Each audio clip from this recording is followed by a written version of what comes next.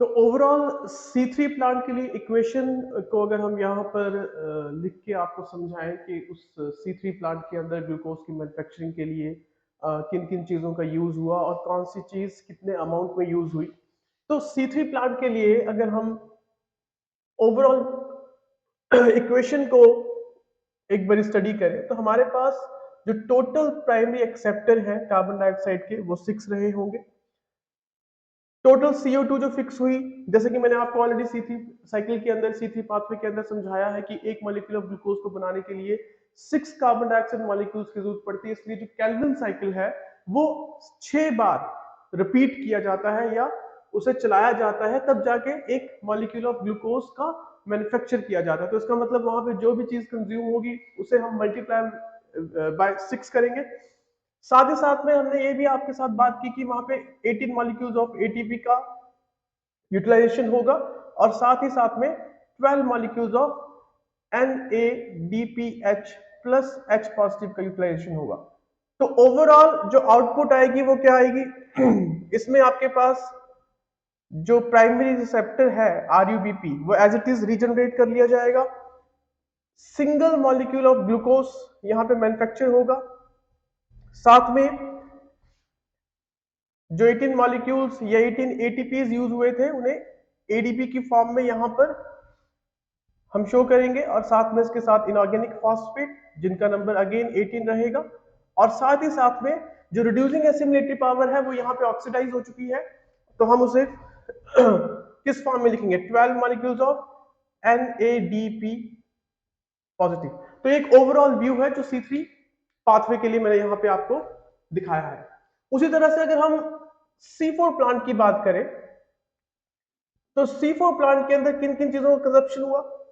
देखिए यहाँ पे C4 पाथवे जब मैंने आपको समझाया था उसमें मैंने आपको बताया था कि सबसे पहला जो प्राइमरी एक्सेप्टर है खासतौर पे उन प्लांट्स के अंदर जहां पर जिन प्लांट्स को हम C4 प्लांट्स कहते हैं और वहां पे सबसे पहले कार्बन डाइऑक्साइड को स्टोर किया जाता है in the form of 4 carbon organic acid. तो यहाँ पे जो कार्बन डाइऑक्साइड का इस्तेमाल हुआ खासतौर पर उसे फिक्स करने के लिए जो प्राइमरी एक्सेप्टर का इस्तेमाल हुआ वो आपका RUBP की जगह पे सबसे पहले पेप होगा जिसका फुल फॉर्म रहता है फॉस्फोइनॉल पायरुवेट। तो अगर हम उसकी ओवरऑल इक्वेशन को यहाँ पे स्टडी करें तो उसकी इक्वेशन किस तरह से लिखी जा सकती है कि 6 मॉलिक्यूल्स ऑफ प्राइमरी एक्सेप्टर जिसको आप पेप कह रहे हैं, साथ ही साथ में यहाँ पे प्राइमरी एक्सेप्टर RUBP भी यूज होगा। ऐसा क्यों? क्योंकि जब आपने C4 प्लांट के बारे में पढ़ा तो मैंने सिर्फ वहां पे एक चीज ऐड की थी। वो क्या ऐड की थी? और उसको ऐड करने से पहले आप सबको साथ ये इंफॉर्मेशन शेयर की थी कि कोई भी प्लांट हो, चाहे वो C4 प्लांट है, चाहे वो C3 प्लांट है, चाहे वो कैम है, उन सारे प्लांट्स के अंदर जो मेजर बायोसिंथेटिक फेस होता है जिसके थ्रू ग्लूकोज को बनाया जाता है वो आपका C3 पाथवे ही होता है। सिर्फ एडिशनल C4 प्लांट्स या कैम प्लांट्स में एक पाथवे ऐड हुआ है जो कि कार्बन डाइऑक्साइड को स्टोर्ड फॉर्म में रखता है और रुबिस्को को कभी भी ऑक्सीजनेज की तरह करने की इजाजत नहीं देता है, वो है आपका C4 पाथवे। और C4 पाथवे के अंदर जो प्राइमरी एक्सेप्टर पेप है वो तो मैंने आपको यहाँ पे दिखाई दिया, बट इसके साथ साथ इस इक्वेशन के अंदर हम प्राइमरी एक्सेप्टर एज RUBP भी यूज करेंगे क्योंकि वो C3 पाथवे का प्राइमरी एक्सेप्टर है जो कार्बन डाइऑक्साइड के साथ जुड़कर ग्लूकोज की मैन्युफैक्चरिंग करवाने में हेल्प करता है। तो साथ में ही यहाँ पे हमारे पास 6 मॉलिक्यूल्स ऑफ CO2 दिखाए जाएंगे। और जहां तक बात है ATP की कंजप्शन की, तो मैंने कहा था कि C4 प्लांट्स या कैम प्लांट्स होते हैं वो as compare to C3 plant ज्यादा ATP यूटिलाइजेशन करते हैं same number of glucose molecules को बनाने के लिए। तो अगर हम सिर्फ एक ग्लूकोज मॉलिक्यूल की यहाँ पे बात कर रहे हैं तो डेफिनेटली यहाँ पे C4 पाथवे को डिस्कस करते हुए या C4 प्लांट के अंदर जो C4 और C3 प्लांट को अगर कंबाइन कर दिया जाए पाथवेज को, तो वहां पर ओवरऑल 30 ATPs की कंजप्शन होती है। और साथ ही साथ में अगर रिड्यूसिंग एसिमिलेटरी पावर की बात की जाए तो वो सेम उतनी ही रहती है जितनी C3 पाथवे में है। तो वो आती है आपकी 12 molecules of NADPH plus H positive. तो आउटपुट क्या निकलेगी इस इक्वेशन की? तो आउटकम रहेगी इसकी प्राइमरी एक्सेप्टर चाहे C4 पाथवे का है चाहे C3 पाथवे का है वो एज इट इज रीजनरेट कर दिया जाता है। और साथ ही साथ में यहाँ पे सिंगल मॉलिक्यूल ऑफ ग्लूकोज की मैन्युफैक्चरिंग होगी। और साथ ही साथ में क्योंकि 30 मॉलिक्यूल्स एटीपी यहाँ पे यूटिलाइज हुए हैं तो आपके पास यहाँ पर 30 मॉलिक्यूल्स ऑफ एडीपी आएंगे। और साथ ही साथ में यहाँ पर 30 मॉलिक्यूल्स ऑफ फॉस्फोरिक एसिड आएंगे। यहाँ पे थोड़ा सा डिफरेंस आएगा, आप इसको एज इट इज याद कर लीजिए तो ज्यादा बेटर रहेगा। और साथ ही साथ में यहाँ पे 12 मॉलिक्यूल्स रिड्यूसिंग एसिडिटी पावर के आएंगे जो कि अब ऑक्सीडाइज हो चुकी है। तो ये दो ओवरऑल इक्वेशन आपको ये समझाने में ज्यादा एफिशिएंट है कि ओवरऑल अगर C4 प्लांट या C3 प्लांट की बात की जाए तो एटीपी में काफी बड़ा डिफरेंस आ रहा है यूटिलाइजेशन में। यहाँ पे 18 मॉलिक्यूल्स यूटिलाइज हो रहे हैं just to manufacture 1 molecule of glucose, और यहाँ पे उसी जगह पे 30 मॉलिक्यूल्स ऑफ एटीपी यूटिलाइज हो रहे हैं to manufacture same 1 molecule of glucose. तो एक मेजर डिफरेंस रहता है। ठीक है, तो ये एक ओवरऑल व्यू मैंने आपको C4 और C3 प्लांट के इक्वेशन के हिसाब से समझा दिया यहाँ पर। अब हम बात करते हैं कैम प्लांट्स की।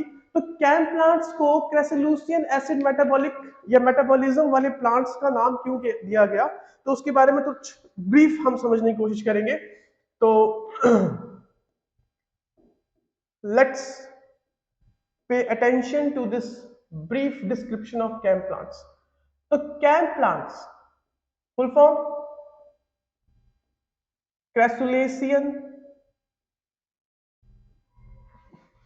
Acid metabolism.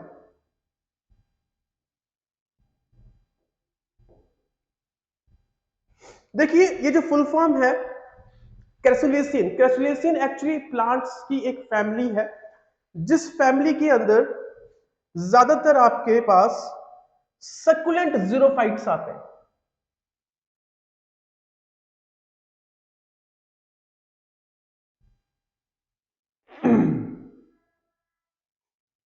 कौन से? सक्युलेंट जीरोफाइट्स।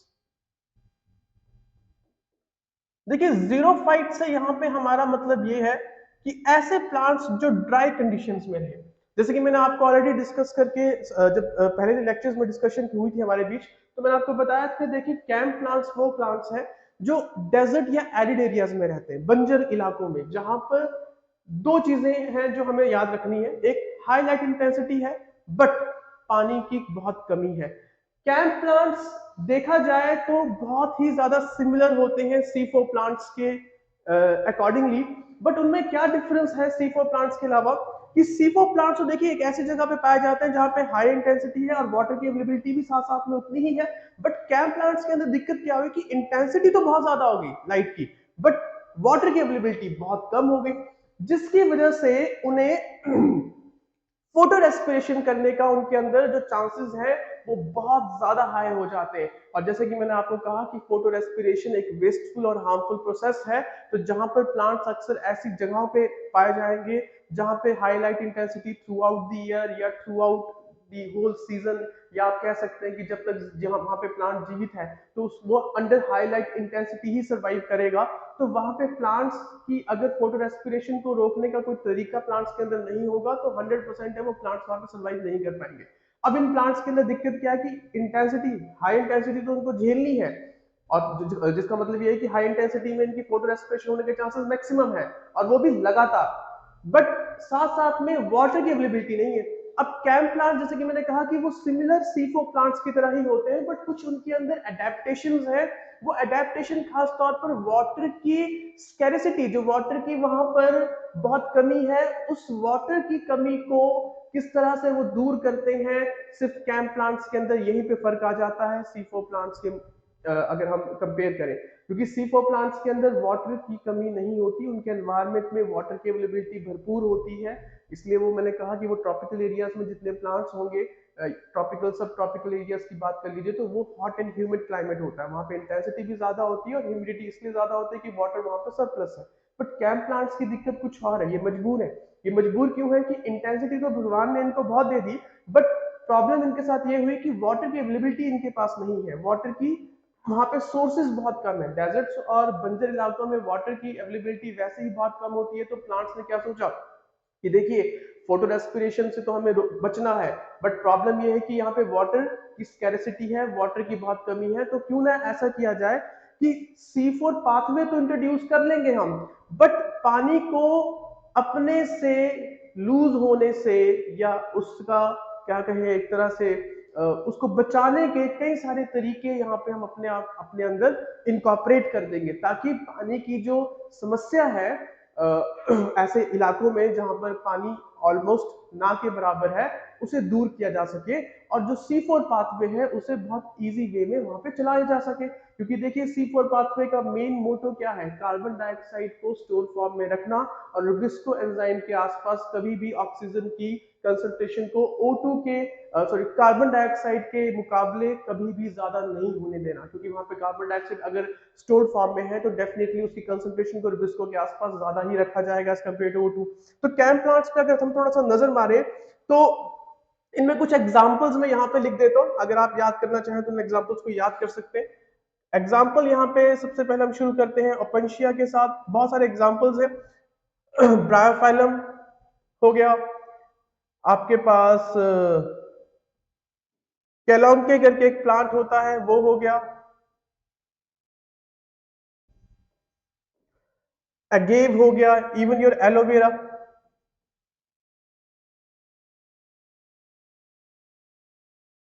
यूफोरबिया हो गया एंड सो ऑन। बहुत सारे प्लांट्स हैं, आप प्लांट्स को खुद फाइंड आउट कर सकते हैं कि सिपो प्लांट्स कैम प्लांट्स के एग्जांपल्स कौन कौन से हैं। अब इसमें फोटोसिंथेसिस को किस तरह से करवाया जाता है, देखिए C3 पाथ में कॉमन रहेगा, बट इसमें थोड़ा सा डिफरेंस क्या है, खास तौर पे अगर मैं इसको C4 प्लांट के साथ कंपेयर करूं। देखिए मैंने ये तो बता दिया आपको इसको क्रेसुलेशन क्यों कहा गया, ये क्रेसुलेशन एसिड मेटाबॉलिज्म क्यों कहा गया, कि क्रेसुलेशन एक फैमिली है प्लांट्स की, बट एसिड का यहाँ पे क्या महत्व है वो थोड़ा सा हम यहाँ पे समझने की कोशिश करेंगे। देखिए प्लांट्स के अंदर सबसे इंपॉर्टेंट चीज क्या होती है, खासतौर के कैंप प्लांट्स की, कैंप प्लांट्स की सबसे इंपॉर्टेंट चीज जो अभी फिलहाल के लिए आपको पता होना जरूरी है वो है उनका स्कोटोपिक स्टोमेटा। अच्छा ये स्टोमेटा स्कोटोपिक क्यों कहा गया और स्कोटोपिक का मतलब क्या होता है, क्योंकि ये स्टोमेटा सिर्फ और सिर्फ रात के समय खुलते हैं, दिन के समय इसलिए नहीं खोला जाता कि अगर दिन के समय स्टोमेटा खुल जाए और बाहर टेम्परेचर बहुत ज्यादा है तो वाटर लॉस बहुत ज्यादा हो जाएगा, ट्रांसपायरेशन रेट बहुत ज्यादा होगा और अल्टीमेटली प्लांट्स के अंदर वाटर की कमी आ जाएगी और वो डेफिनेटली उनके अंदर डैमेज होगा, वो फोटोसिंथेसिस करने लायक नहीं रहेंगे। तो यहाँ पे अगर मैं बात करूं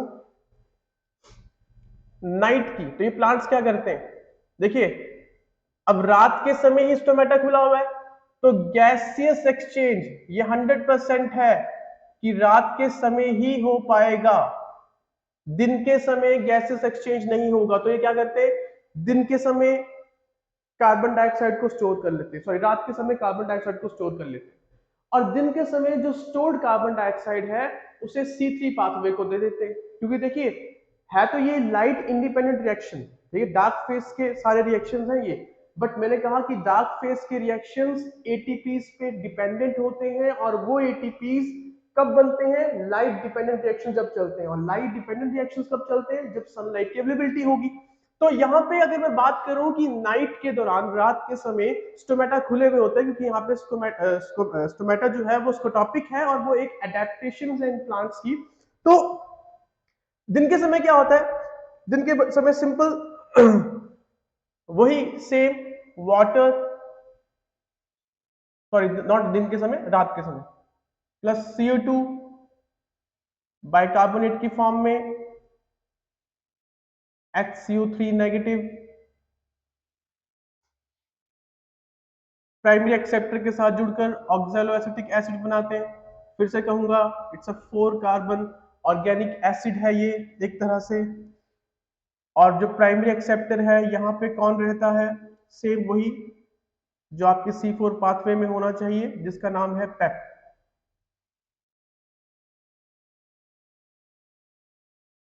ठीक है, और साथ में एंजाइम कौन सा यूज होता है, सेम वही सारी कहानी, पेप्केज एंजाइम यूज किया जाता है।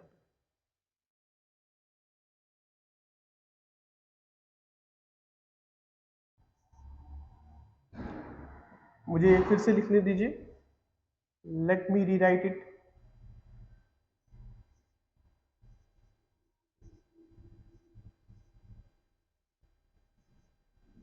पेप्केज एंजाइम, और अल्टीमेटली ये पेप्केज एंजाइम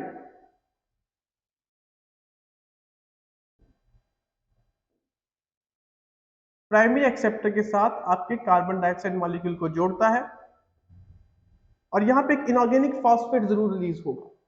ठीक है, उसके बाद ये ऑक्सैलो एसिटिक एसिड को हम क्या करते हैं,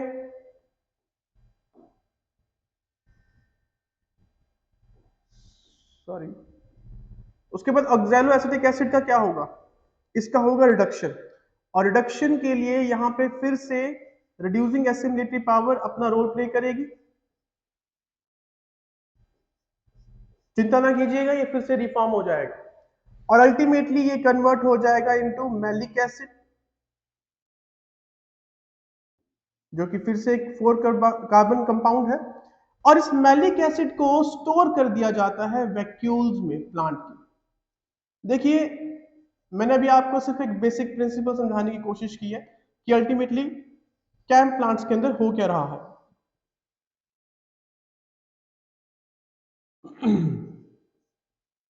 ठीक है, ये रात के समय हुआ।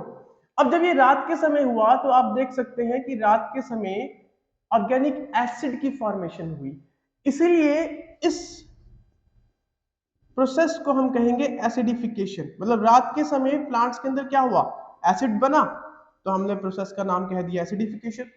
अब इसी मैलिक एसिड को, जो कि एक 4 कार्बन कंपाउंड है, दिन के समय तोड़कर इसमें से CO2 निकाली जाएगी, जो कि C3 पाथवे में यूज की जाएगी।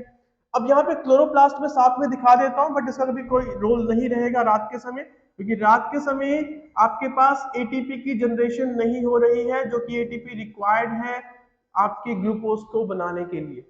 वो दिन के समय ही ATP की प्रोडक्शन हो सकती है, क्योंकि दिन के समय ही आपके लाइट डिपेंडेंट रिएक्शंस चलते हैं। अब दिन के समय क्या होगा,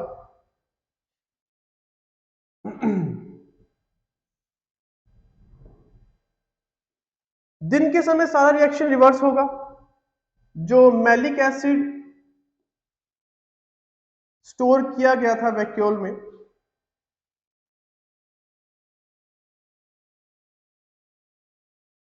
उसे वहां से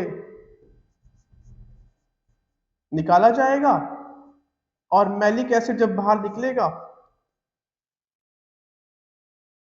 फिर उसकी ऑक्सीडेशन होगी। अब ऑक्सीडेशन कैसे होगी, वही रिड्यूसिंग एसिमिलेटरी पावर जो पहले कंज्यूम हुई थी रात के समय, वो दिन के समय क्या हो जाएगी, फिर से रिफॉर्म हो जाएगी।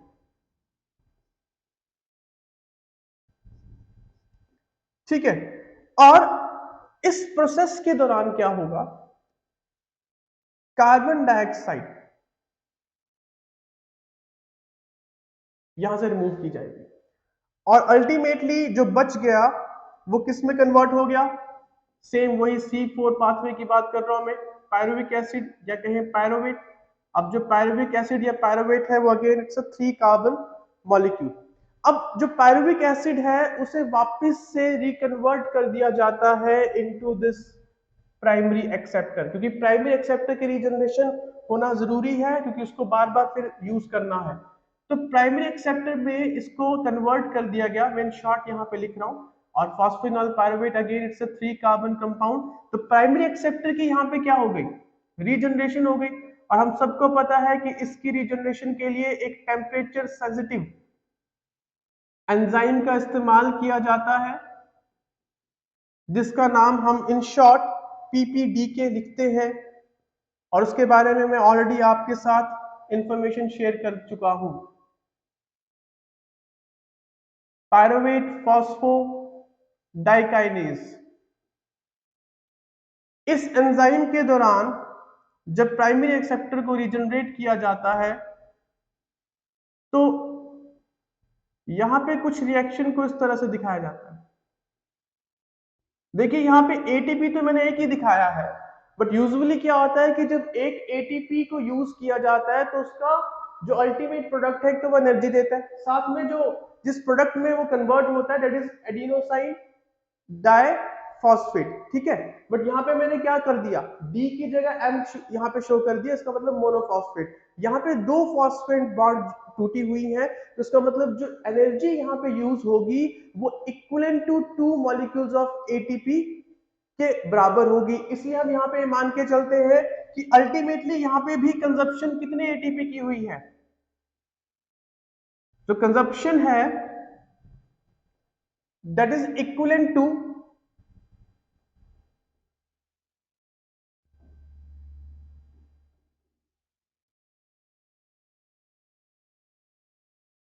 टू मॉलिक्यूल्स ऑफ एटीपी, ठीक है। और साथ ही साथ में यहां पे जो कार्बन डाइऑक्साइड यूज हुई, उस कार्बन डाइऑक्साइड को कहां भेज दिया जाएगा, C3 पाथवे में। और C3 पाथवे में आपको पता है वही सेम कहानी, रुबिस्को एंजाइम है, प्राइमरी एक्सेप्टर RUBP है, और अल्टीमेटली यहां पे ग्लूकोज सिंथेसाइज कर दिया जाएगा। अब ये जो प्रोसेस हुआ, ये प्रोसेस कब हुआ, दिन के समय, ड्यूरिंग डे। और दिन के समय जब ये प्रोसेस हुआ तो आपने इस प्रोसेस में क्या देखा कि जो ऑर्गेनिक एसिड बना हुआ था उस एसिड को रीयूज कर दिया गया, इसलिए इस प्रोसेस को हम कहेंगे डी एसिडिफिकेशन।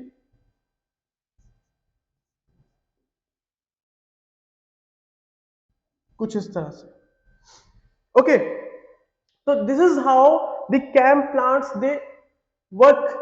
और उसमें दिन के समय गैसेस एक्सचेंज नहीं हो रहा है, जो कार्बन डाइऑक्साइड को स्टोर किया गया था रात के समय, क्योंकि जो स्टोमेटा है वो रात के समय ही खुले होंगे, इसलिए पहले मैंने आपको बता दिया कि उनके स्टोमेटा की जो नेचर है वो कैसी होती है, स्कोटॉपिक होती है। तो दिन के समय, मैं यहाँ पे फिर से मेंशन कर दूं यहाँ पे लिख के, ताकि आप लोग कंफ्यूज ना हो, ये जो प्रोसेस है ये रात के समय चला है, और ये जो प्रोसेस है ये डे टाइम पे है।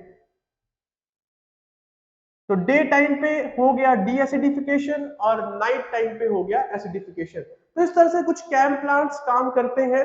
और अगर बात की जाए तो कैम्प प्लांट्स में और क्या चीजें हम, उसे कैरेक्टरिस्टिक फीचर्स को और क्या चीजें हम यहाँ पे मेंशन कर सकते हैं। पहली बात, कैरेक्टर्स क्या हैं कैम्प प्लांट के, या कैम्प प्लांट या कैम्प पाथवे शो करने वाले प्लांट्स के। पहला, इसमें देखिए क्रैंज एनाटॉमी, जिस तरह से आपने C4 प्लांट्स में पढ़ा था, इसमें क्रैंज एनाटॉमी एब्सेंट होगी। दूसरा इसमें क्या होगा, इसमें C4 पाथवे, मैं पाथवे की बात कर रहा हूं, प्लांट की बात नहीं कर रहा हूं, please note it down, and C3 pathway दोनों ही कहां पे होंगे, मीसोफिल सेल के अंदर। मतलब यहां पे ऐसे कुछ डिफरेंशिएशन नहीं होता सेल्स के बीच में। और इस तरह से भी इसको समझा जा सकता है, या फिर आप इसको इस तरह से लिख सकते हैं कि C4 पाथवे में जो आपका प्राइमरी एक्सेप्टर है पेप, और या एक्सेप्टर बोल दीजिए, ज्यादा बेटर होगा, आप एंजाइम की बात कर लीजिए। C4 पाथवे में जो एंजाइम है पेपकेज, वो भी मीसोफिल सेल में है, और C3 पाथवे में जो एंजाइम है रुबिस्को, वो भी मीसोफिल सेल में। मतलब कि C4 और C3 पाथवे साइमल्टेनियसली एक ही सेल पे होंगे, बट इसमें फर्क सिर्फ इतना होगा कि C4 पाथवे जो आप देख रहे हैं वो रात के समय है, क्योंकि गैसेस एक्सचेंज करने का मौका रात को ही मिलेगा, कि स्टोमेटा रात को ही खुलता है। दिन के समय स्टोमेटा बंद होता है तो गैसेस एक्सचेंज नहीं होगी, तो जितना कार्बन डाइऑक्साइड ऑर्गेनिक एसिड की फॉर्म में यहाँ पे स्टोर कर दिया गया वैक्यूल में, उसी का इस्तेमाल किया जाएगा, उसे वापस से जो भी रिएक्शंस हैं वापस से उसे यूज कर कार्बन डाइऑक्साइड को निकालकर, और जो आपका प्राइमरी एक्सेप्टर उसे रीजनरेट कर उस कार्बन डाइऑक्साइड को C3 पाथवे में यूज किया जाएगा टू सिंथेसाइज ग्लूकोज और starch, whatever you want to say. तो इसका मतलब ये है कि यहाँ पर C4 पाथवे मीसोफिल सेल्स में रात को चल रहा है, और C3 पाथवे मीसोफिल सेल्स के अंदर दिन के समय चल रहा है। और दिन के समय ही यहाँ पे प्राइमरी एक्सेप्टर जो कार्बन डाइऑक्साइड के लिए C4 पाथवे में होता है पेप, उसे रीजनरेट किया जा रहा है। तो इस छोटी छोटी बातों का ध्यान रखिएगा। और अगर मैं लास्ट में एक और कैरेक्टरिस्टिक किसका यहाँ पे मेंशन करना चाहूं, तो वो कैरेक्टरिस्टिक है स्कोटॉपिक स्टोमेटा। मतलब स्टोमेटा जो है वो रात के समय खुलेगा, दिन के समय बंद रहेगा, उसका कारण है वाटर लॉस को रोकना। और साथ ही साथ में अगर आप देखें तो ऐसे प्लांट्स जो डेजर्ट या एरिड एरियाज में होता है, उनमें कई सारी जीरोफिटिक एडेप्टेशंस होती हैं, जैसे कि उनके अंदर लीव्स ना होना, क्योंकि लीव से ट्रांसपायरेशन को प्रमोट किया जाता है, या ट्रांसपायरेशन होने के चांसेस ज्यादा होते हैं। और जो उनकी स्टेम है वो खुद को मॉडिफाई कर देती है, वही स्टेम फोटोसिंथेसिस भी करती है, और उनकी स्टेम जो है वो देखा होगा अक्सर फ्लैशी भी होती है। तो फ्लैशी का मतलब यहाँ पे ये है कि उसके अंदर कुछ प्रोटीन्स हैं जो अपने ऊपर सरफेस पे वाटर को एब्जॉर्ब करके रखते हैं। तो ऐसे प्रोटीन्स ऐसे प्लांट्स के अंदर जो डेजर्ट या एरिड एरियाज में है वहां पर उनके अंदर प्रोटीन्स पाए जाते हैं जो कि वाटर लॉस को रोकने के लिए वाटर को या वाटर मॉलिक्यूल्स को अपने ऊपर बाइंड करके रखते हैं। तो ये सारी प्रॉपर्टीज हैं जो कि आपको कैम प्लांट्स में देखने को मिलेगी। तो एक शॉर्ट मैंने आपको बताया कि कैम प्लांट्स के अंदर जो रिएक्शन है या कहें बायोसिंथेटिक फेस है या कहें स्टार्च को सिंथेसाइज करने के लिए जो तरीका यूज किया जाता है वो ऑलमोस्ट सिमिलर C4 प्लांट्स की तरह है, बस कुछ चेंजेस है जो कि मैंने आपको यहाँ पे मेंशन करके बता दिया।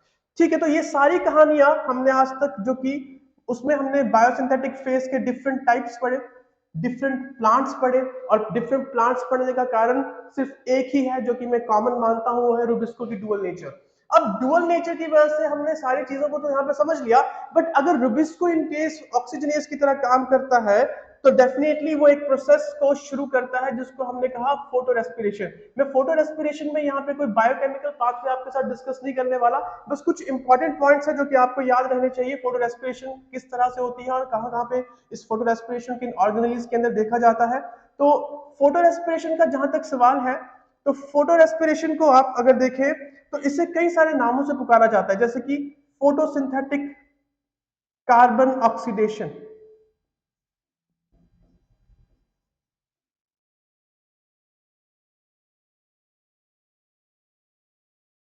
जिसको इन शॉर्ट PCO भी आप कह देते हैं। इवन इसको C2 साइकिल भी कहा जाता है। C2 साइकिल इसलिए या C2 पाथवे इसलिए कहा जाता है क्योंकि इसमें पहला स्टेबल प्रोडक्ट जो होता है वो 2 कार्बन का होता है।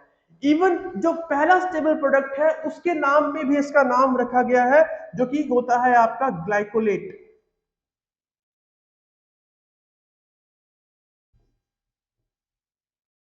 तो जैसे कि आप देख सकते हैं कि आपके पास यहाँ पर एक ही तरह के प्रोसेस के कई अलग अलग नाम हैं, चाहे फोटो रेस्पिरेशन कर लीजिए, चाहे फोटोसिंथेटिक कार्बन ऑक्सीडेशन कर दीजिए, चाहे C2 पाथवे कर दीजिए, चाहे आप ग्लाइकोलेट पाथवे कर दीजिए।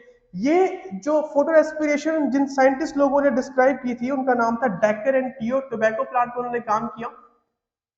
ठीक है, तो हल्का सा आप ये वाली इंफॉर्मेशन भी याद रखिए। टोबैको प्लांट के ऊपर इन्होंने रिसर्च किया और देखा कि फोटो रेस्पिरेशन का जो प्रोसेस है वो किस तरह से चलता है। साथ ही साथ के अंदर अगर आप मैं बताऊं कि टोबैको प्लांट, अगर कोई आपसे पूछते कि टोबैको प्लांट पर रिसर्च हुई है या अगर कोई भी प्लांट जिसके अंदर फोटो रेस्पिरेशन देखने को मिलती है तो वो कैसा होगा, 100% है। फोटो रेस्पिरेशन एक कैरेक्टरिस्टिक फीचर है किस तरह के प्लांट का, C3 प्लांट का, क्योंकि अक्सर फोटो रेस्पिरेशन C3 प्लांट के अंदर ही देखी जाती है। और साथ ही साथ में अगर हम बात करें कि फोटो रेस्पिरेशन में और क्या हम फीचर्स को ऐड कर सकते हैं, देखिए जैसे कि मैंने आपको बताया कि पहला तो पॉइंट आप ये याद कर लीजिए कि 2 साइंटिस्ट डेकर एंड टियो थे जिन्होंने टोबैको प्लांट के ऊपर काम किया और देखा कि टोबैको प्लांट के अंदर फोटो रेस्पिरेशन का जो पाथवे है वो किस तरह से होता है, मतलब उन्होंने चीजों को डिस्क्राइब किया। दूसरा, जैसे कि मैं काफी लंबे समय से कहता आ रहा हूँ हर लेक्चर में फोटोसिंथेसिस के कि ये एक वेस्टफुल और हार्मफुल प्रोसेस है। अब देखिए हार्मफुल में इसलिए कहा कि इसमें कुछ ऐसे हार्मफुल कंपाउंड्स या कहें मॉलिक्यूल्स बनते हैं, जैसे कि इसका सबसे बड़ा उदाहरण है हाइड्रोजन पेरोक्साइड H2O2, सिर्फ इतना याद रखिएगा, जिसको प्लांट्स डेफिनेटली कहीं ना कहीं टैकल तो करते हैं बट है तो वो हार्मफुल सब्सटेंस। तो और तो हार्मफुल सब्सटेंस इसलिए इसको कहा गया, या हार्मफुल प्रोसेस इसलिए इसको कहा गया, और वेस्टफुल इसलिए कहा गया क्योंकि यहाँ पे उल्टा क्या होता है, कार्बन डाइऑक्साइड रिलीज होती है।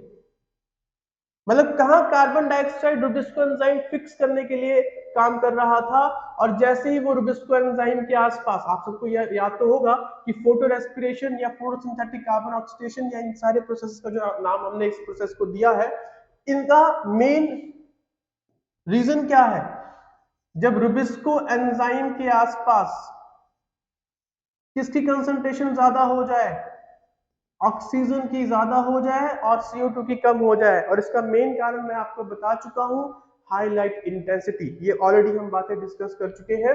तो अब अगर हम अल्टीमेटली बात करें कि ये वेस्टफुल क्यों है, यहाँ पे कार्बन डाइऑक्साइड का रिलीज होता है, मतलब कि एक तरह का कार्बन का लॉस हो रहा है, ऑलमोस्ट 25% कार्बन लॉस हो जाता है यहाँ पे। और उल्टा क्या होता है साथ में, ATP का यूटिलाइजेशन होता है। मतलब कि अल्टीमेटली देखा जाए कि ना ही कोई ग्लूकोज बन रहा है, ना ही कोई कार्बन फिक्सेशन हो रही है, और अल्टीमेटली क्या हो रहा है, कार्बन फिक्स तो दूर की बात है, जो कार्बन ऑलरेडी है उस कार्बन को रिलीज किया जा रहा है कार्बन डाइऑक्साइड की फॉर्म में, वो भी फोटोसिंथेसिस के दौरान, और साथ ही साथ में एटीपी का अननेसेसरली यूज किया जा रहा है। तो कहीं ना कहीं ये सारे कैरेक्टरिस्टिक फीचर्स आपके फोटो रेस्पिरेशन के हैं। जैसे कि मैंने कहा कि यहाँ पे मैं बायोकेमिकल पाथवे डिस्कस अभी फिलहाल के लिए नहीं करूंगा, उसके लिए हम अलग से एक डेडिकेटेड लेक्चर बना देंगे। तो ये सारी कहानियां हैं जो फोटो रेस्पिरेशन से रिलेटेड है। अगर हम ध्यान से देखें कि रुबिस्को एंजाइम जब इस तरह से ऑक्सीजनेज की तरह काम करना शुरू करता है, तो यहाँ पे जो मेन रीजन है वो था आपका हाईलाइट इंटेंसिटी। तो इस बात का ध्यान रखिएगा, हाईलाइट इंटेंसिटी की वजह से वाटर स्प्लिटिंग का रेट बढ़ता है, और वाटर स्प्लिटिंग का रेट बढ़ने से ऑक्सीजन की कंसंट्रेशन CO2 के मुकाबले बढ़ जाती है, जिसकी वजह से रुबिस्को एंजाइम कार्बोक्सीजनेज की जगह पे ऑक्सीजनेज की तरह काम करना शुरू करता है। और दूसरी यहाँ पे ये थी, क्या कैरेक्टरिस्टिक फीचर है कि यहाँ पे इसको C2 साइकिल क्यों कहा गया, जैसे कि मैंने कहा कि यहाँ पे जो पहला स्टेबल प्रोडक्ट बनता है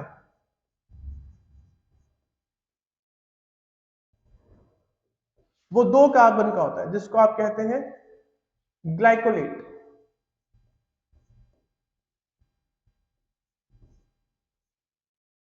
इट्स अ 2 कार्बन कंपाउंड, और इसलिए इसका नाम ये दिया गया। अच्छा, एक और चीज यहां पे हम समझाने की कोशिश करेंगे, क्या पता आपको समझ आ जाए। रुबिस्को एंजाइम के बारे में मैंने वैसे पिछले लेक्चर्स में कुछ बात कही थी कि देखिए रुबिस्को एंजाइम जो होता है ना, उसमें जो एक्टिव साइट है, जिस साइट के साथ CO2 जुड़ती है और बाद में फिक्स होती है, वो एक्टिव साइट कॉमन होती है।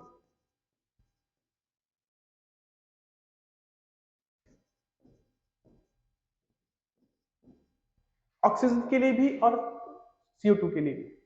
अब क्या होता है कि जब कार्बन डाइऑक्साइड का अमाउंट ज्यादा होता है, O2 का अमाउंट कम होता है, तब तो ये एंजाइम बिहेव करता है किसकी तरह,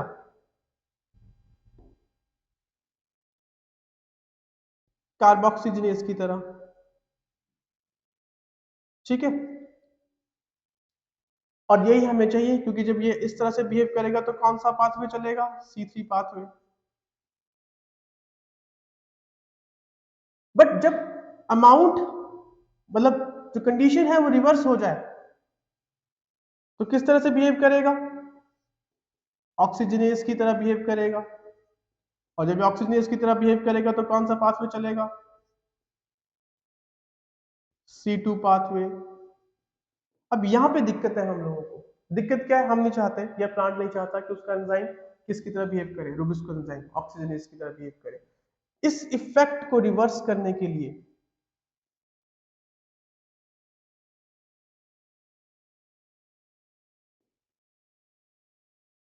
हम क्या करते हैं, सिंपल, CO2 की कंसंट्रेशन को इंक्रीज करते हैं। और इंक्रीज करने के बाद क्या होता है, क्योंकि ये जो इनहिबिशन है, ये वाली C2 पाथवे वाली, मैं इसको कहूंगा एक तरह से, ये एक तरह से इनहिबिशन है, ये रिवर्सिबल इनहिबिशन है। मतलब कि एंजाइम को वापस से अपने एक्चुअल सबस्ट्रेट के साथ जोड़ा जा सकता है। तो ये बात मेरी उस दिन भी हुई थी लास्ट लेक्चर में, जब हम कुछ रुबिस्को एंजाइम के डुअल नेचर के बारे में बात कर रहे थे। ये एक रिवर्सिबल इनहिबिशन है, और रिवर्सिबल इनहिबिशन को ही आप कहते हैं, एक और नाम इसका बड़ा ही फेमस है, जिसका मतलब है, या जिसको हम कहते हैं वारबर्ग इफेक्ट। क्या कहते हैं, वारबर्ग इफेक्ट। बस इतना याद रख लीजिएगा। Okay, this is F. Okay, तो ये सारी बातें आपको याद रखनी है जहां तक फोटो रेस्पिरेशन का सवाल है। और अगर इसके बायोकेमिकल पाथवे की बात करें तो वो हम अलग से डिस्कस करेंगे व्हेनसोएवर वी गेट टाइम, कि उसके लिए एक डेडिकेटेड लेक्चर बनाया जाए इस पे। फिलहाल के लिए आपका काम इससे चल पड़ेगा।